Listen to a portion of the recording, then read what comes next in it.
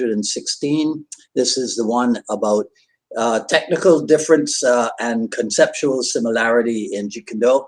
As you're logging in, if you'd be kind enough to say where you're logging in from, hit the like button and feel free to continue doing so throughout the broadcast. If you're catching the simulcast over on the YouTube, please be sure to like, subscribe, comment, and hit the notification bell as well. If you enjoy my work and you'd like to support the program, please visit jkdrebel.com, click on the Rebel Gear link, and that's where you'll see stuff like this. The JKD Notables coffee mug, also available, I'm pretty sure, still in garment form, right? So you can check that out. But of course, the best thing you can do is to share this video and spread the word about the I Love Jeet Kune broadcast. So before I do anything else, muchas gracias, many thanks to everybody who speedily came to my aid yesterday with ideas and comments when I revealed that I had lost my preliminary notes for today's broadcast. So I received a wide variety of topics, on some of which I will probably end up using in future broadcasts. But for today, let's talk about the fact that when it comes to martial arts, everyone has pretty much the same desired end result, right? Some people want to get in shape. Some people want to learn a discipline. Some people want to learn to defend themselves, or any combination of those three, and maybe some other reasons that I didn't list. And of course, Jeet Kune can be a viable option for all of that and more. Now, so from a couple of the responses that I received, I especially liked Jay Cooper's suggestion of looking at the conceptual similarity, but the technical differences of the Ali, the Frazier, and the Foreman jabs in boxing. Another one that I was especially fond of in a phone call, my upcoming Jeet Kune Dialogues partner, Bo Jackson, he said something similar about the front kicks of karate, the front kick of taekwondo, and the front kick in Jeet Kune, how all are designed to do essentially the same thing, all pretty much hit on the same line, but their names and their technical execution are somewhat different. So of course, by the time I got through reading everyone's suggestions, I was feeling like a complete fool for not being able to remember what had engendered the topic and the title, which really led me to thinking a little bit about this inevitable and seemingly constant division that we all deal with here on Facebook about the getting right or the getting wrong in Jeet Kune, right? So for example, why are some people all too willing to accept that Bruce Lee incorporated some ideas from fencing's ways of attack into how he looked at Wing Chun's, the Wing Chun hands way of attack? So that's technical difference, but conceptual similarity. So I'm not moving away completely from today's topic or title and getting into Jeet Kune's back and forth, right? So people are willing to accept that in fencing and Wing Chun, a blade art, a weapons art, and an empty hands art for the most part. In Filipino Kali, there's a similar approach in that the angles of attack can be translated from the blunt weapon to the edged weapon to the empty hands.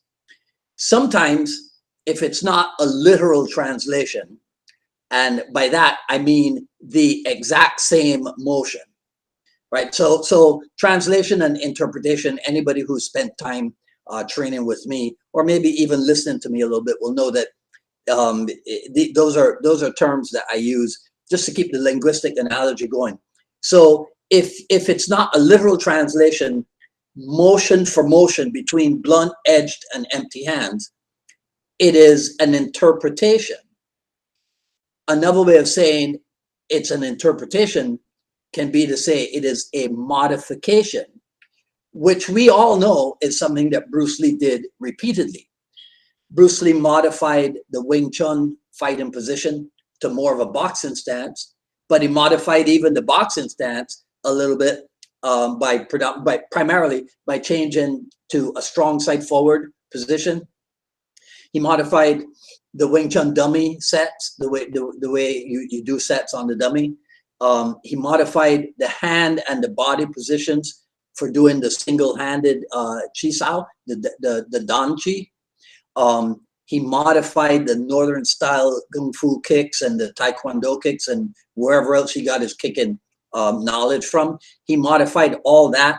I was trying to find the exact quote in Sifu Dan's book, but I couldn't. But it is where he says that sometimes things were modified because of the way that Bruce Lee trained for them, right? So if he came across a technique, because of the way he trained for it, the technique ends up becoming modified. So undoubtedly, Bruce Lee was a modification monster, right? So that approach, modification in Jeet Kune, that extraction of essence and modification to fit in with Jeet Kune principles, that is something that continues to this day with the younger generation, right? Who immerse themselves in the study of the modern day approach to the old art of combat. So whether you want to admit it or accept it, so this is something that I'm paraphrasing Sifu Dan now. The art of combat has changed over the years, right? So take, for example, something that's going on in the news right now. If the United States gets into armed conflict with Russia over Ukraine, they will not be using the exact same methods that they used, right? And by that, I mean the US and Russia. They will not use the same methods that they used when they fought together in World War II against Germany, because tactics, strategies, equipment, technology, all of these things have changed. Now, take that from a grand global warfare and bring that down to the lesser scale of simple hand-to-hand combat in a street fighting situation. You're going to tell me that tactics and strategies, equipment and technology have not changed over the years? I know what people will say. Punching is punching and kicking is kicking and grappling is still grappling when it comes to human movement. Yes, that's true. But outside of that, there are certain things, I'll just mention one in particular, that has to be taken into consideration. The bad guys in today's society probably have as much, if not more, training than bad guys may have had in the past. You have to remember that there was, well, some of you are not old enough to know this, right? But there was a time when there could be a thing called secret Oriental fighting arts, because people who had come back from Asia as servicemen or what have you, they learned some stuff that was not prevalent in the West. And so you could say at one point that there was a secret knowledge as such, excuse me, but that's not what we have in the modern day. So things have changed. Bruce Lee said that Jeet Kune Do, to change with change is to change the state. And so you gotta accept it, that if you better try to keep up, right, to a certain extent. Okay, all right. So if we maintain that Jeet Kune Do is about the constant sharpening of the tools, wouldn't it make sense to sharpen those tools, to test the sharpness of those tools against the grindstones of other martial art methods that are out there, by getting involved with those systems, if possible, to see how your Jeet Kune Do holds up? People who follow the Inasano methodology do that on a consistent basis.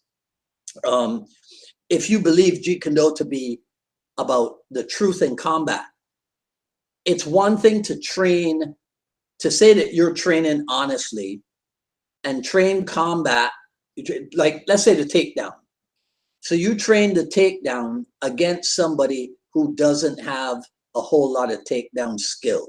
Like they understand maybe the basics of it or whatever. But you're not really training against a high level person.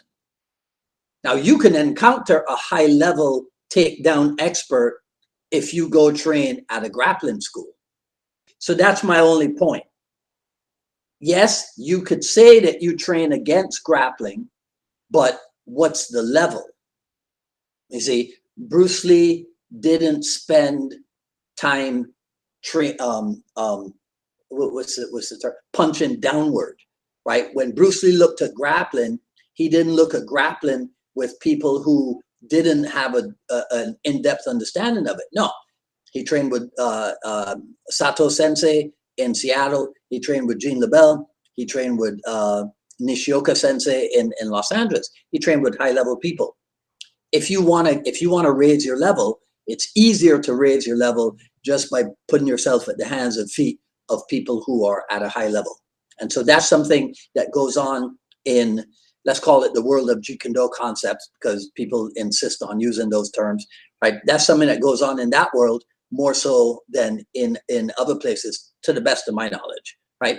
Okay, so that's it. That's all I wanted to say for today. You guys feel free to let me know what you think in the comments below. That's all I got to say in this video. If you like what you heard, comment, rate, subscribe, hit the notification bell. Follow me on Twitter at Dwight Woods, on Instagram at Dwight D. Woods. I told you last week, we will soon be re-releasing the JKD Quick Skills Series Volume 1, as well as, I call it the first non-technical Jeet Kune Do manual, right? And so, and then also the Jeet Kune Do success strategies. So email me at jkdrebel, jkdrebel@gmail.com if you're interested in any of that stuff.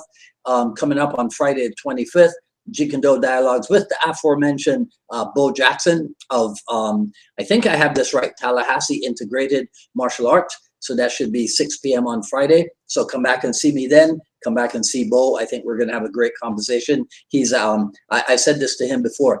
He's actually the only guy who has, in all of the Facebook discussions that I have been involved in, he is the only guy who has ever mentioned something that I don't mention it. I kind of keep it to myself. He's the only person who has ever mentioned it. And so I'll let him tell you what it is on Friday. All right. Okay. So today's a yellow day. All right. There we go. Haven't worn this one in a while. All right. So I'll see you back here on Friday, 6 p.m. If not, see you next Wednesday for another issue of the I Love Jeet Kune Do broadcast. Until then, this is Dwight Woods, the Jeet Kune Do Rebel, signing off. You guys enjoy the rest of your evening. Take care. Talk soon.